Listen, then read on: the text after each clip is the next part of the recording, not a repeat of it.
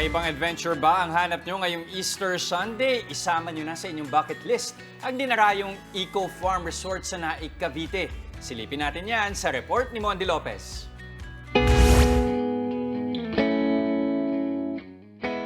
Gusto nyo bang maglakbay? Tara, gala tayo sa isang eco farm sa Naik, Cavite na talaga namang dinarayo. Kung hanap mo ang pasyalang maraming ganap, must try ang hidden paradise na ito na may sukat na 9 na hektarya. O ha?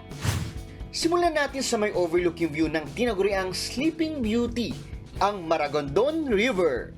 Makikita natin yung river nito, napakalinis, maganda po yung rock formation, at saka po yung nature view. Yung mga puno, yung mga ibon na lumilipad dito, yung dagis-dis po ng mga tubig na bumabagsak po from that river.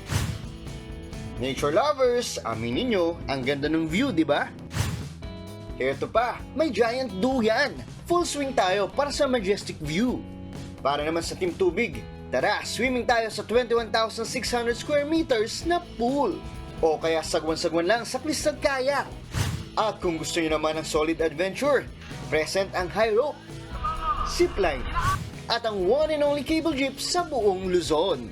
Pero pinaka-trip ko, mag-backride sa ATV. Enjoy ang lahat, lalo na ang mga bagets.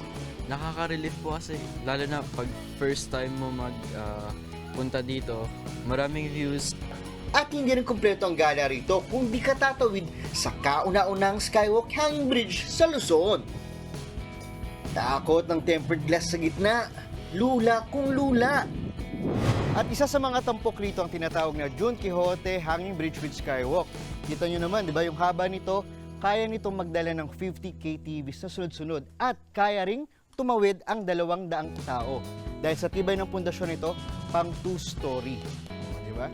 Galing, di ba? At yung ilaw dito na makikita nyo ay powered by solar panel. Tara! Nature meets adventure talaga, di ba? Solid ang experience!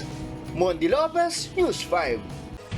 Mga kapatid, Nikki de Guzman po. Iba na ang may alam at may pakialam sa panahon ngayon. Para sa tuloy-tuloy na balitaan sa Frontline kahit weekend, mag-follow at mag-subscribe sa social media pages ng News 5.